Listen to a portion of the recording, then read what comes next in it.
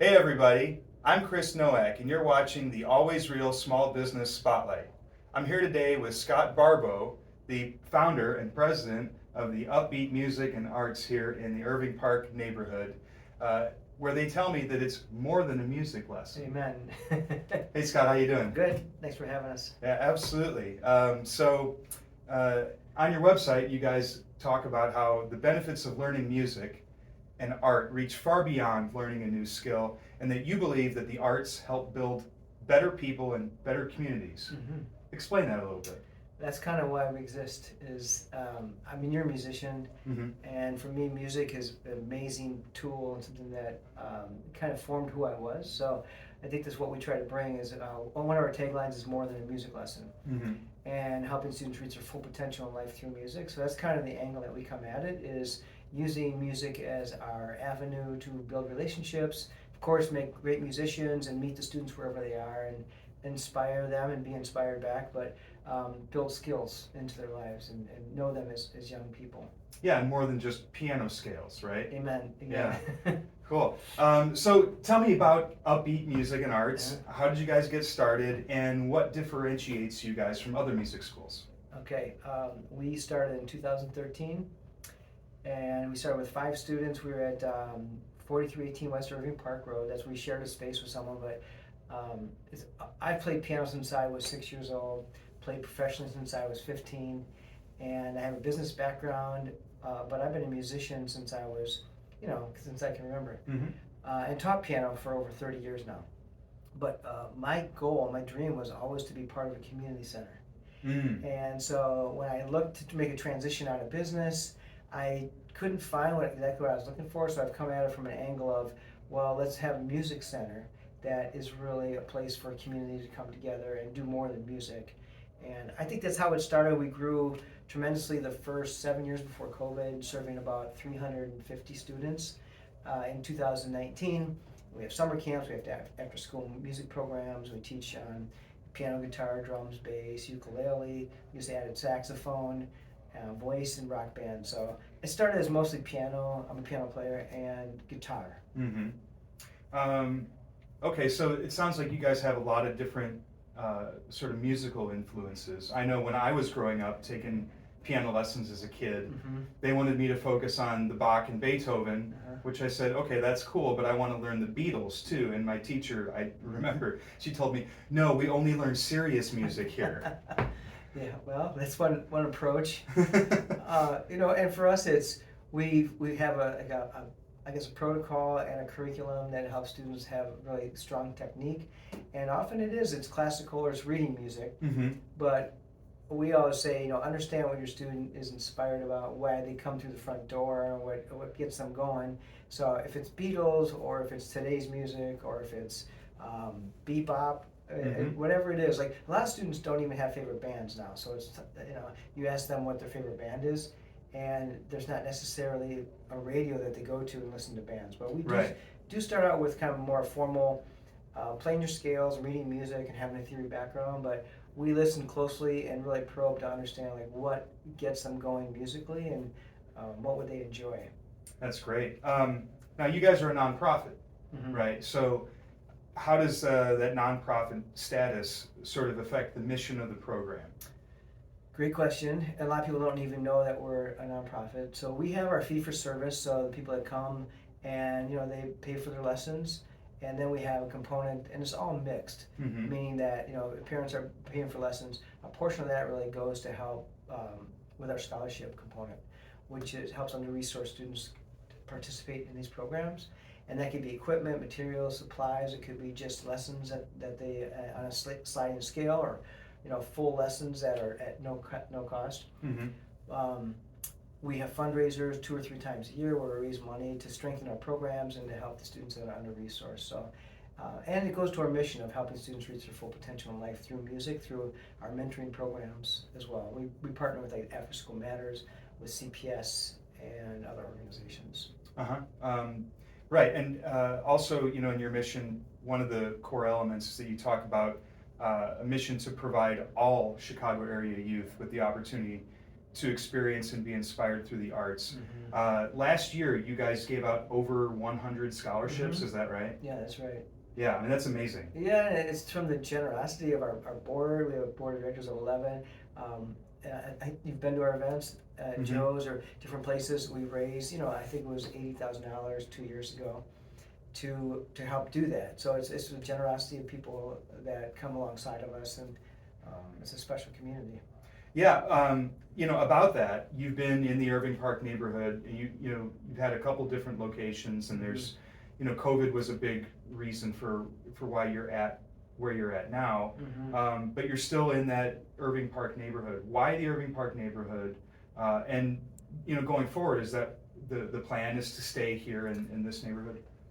Good question. Well, in 2013, I've been in Chicago since 1990, and Mhm. I didn't really know Old Irving that well. Yeah. I live in Bucktown, and I lived all over. But a friend of mine, Car Pollard, who runs a Way We Play now, has a successful coaching business. We ended up splitting the space. That's the space we were in at 4318 Irving. Mm-hmm. And she lives up here, so she's the one that kind of found the site, and I've discovered like an amazing community up here, and I didn't know, like, I'm sure all communities are good, but the parents and families we met are really like energetic, and they're engaged in what we're doing, very supportive, and Mhm. a close-knit group. So I really love it up here, and after 9 years, we're not going anywhere. Like, Yeah. we're staying in this area. We have over 300 plus families that we have relationships with. Yeah, and over 8 years worth of time and a pandemic in the middle of all of that to have put down those types of roots Yeah. is it's a pretty powerful thing, especially when you have Yeah. these other components that it's beyond just the music that you're talking Yeah. about. So why do you think it's important for kids specifically to learn and be involved in music? Oh, so many reasons. And again, as a musician, for me, you can read the studies, we can do our presentations, but for sure, cognitively and listening and language skills. Students are always learning project management skills and discipline and humility and how to perform. We all say performing a song is different than learning a song. So how do you present? Right.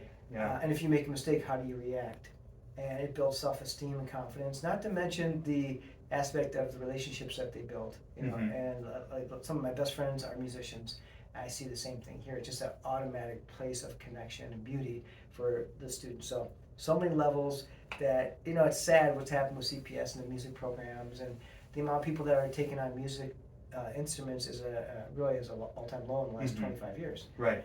And then you have all the electronic devices that we are addicted to. Sure. So we don't do a lot of technology here for that reason, to give students a chance to, have solitude, be one with their instrument, and just take a break from what's going on in the world. Yeah. Now that can benefit adults too, and you guys offer classes Yeah. for adults also. It's not just a kids Yeah. school, right? Yeah, we don't overly advertise, but we have probably 25 adults, and it continues to grow. So we're wide open to do that, and we actually enjoy it. It's really fun, and to see adults be either courageous and start a new instrument, or Mhm. take up their instrument again. Yeah. We've even done an adult rock band for beginners. One of the people in the band is my accountant, who's in his 40s. And Sorry, my wife's an accountant. That's why I laugh. it's pretty cool that they get Yeah. to play in a band, or just to take lessons. So yeah, it's Sure. open to the public. Nice. So one of the things that you guys do seasonally with all your different lessons is each session ends with a live performance that you don't call a recital. You guys Right. call it a showcase. Yes. Right.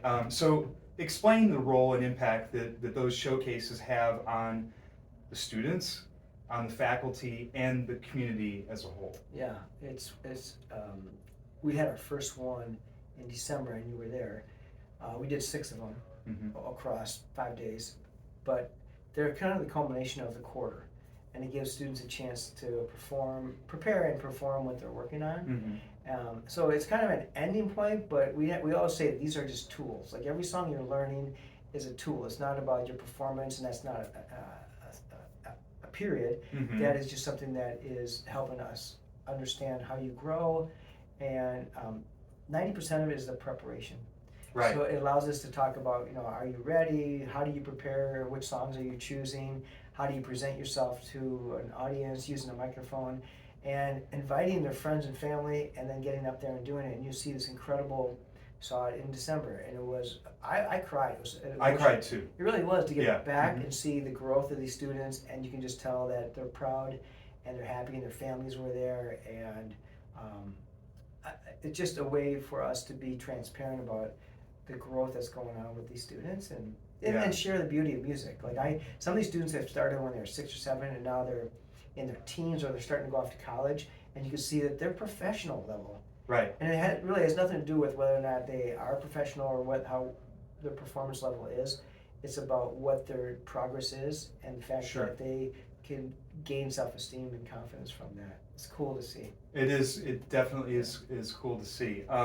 So with that said, what does the future hold for UpBeat Music and Arts? Where do you see it headed? I'm glad to be back. We were serving about 250 to 300 students pre-COVID, so we're starting to swing back towards that.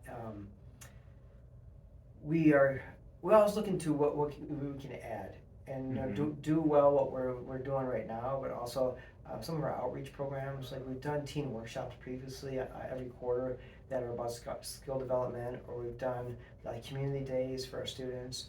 I think it's important to continue to add those, as well as partnerships. Like we've had some really strong partnerships, so we look to schools or other organizations that we might fit with, that we could help provide music programs with.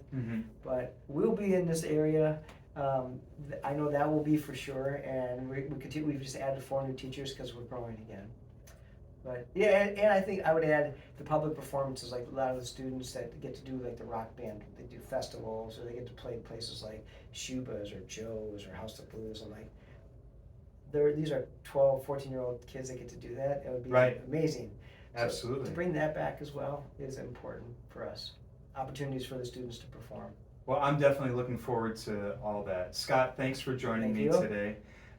Again, you've been watching the Always Real Small Business Spotlight. I'm Kris Nowak, real estate agent with Fulton Grace Realty. If you would like to have your small business featured on my series, reach out to me today. And if you know anybody who's looking to buy, sell, or rent a property, whether for yourself to live or as an investment, you can call me for that also. I can be reached at 773-234-3869. Scott, people can find UpBeat online at upbeatma.org, correct? Yep. And Facebook as well? Yep, same thing, Facebook. It's UpBeat Music and Arts. UpBeat Music and Arts. Scott, thanks so much. I really appreciate it. Okay. My pleasure. All right. Okay. All right. Bye-bye.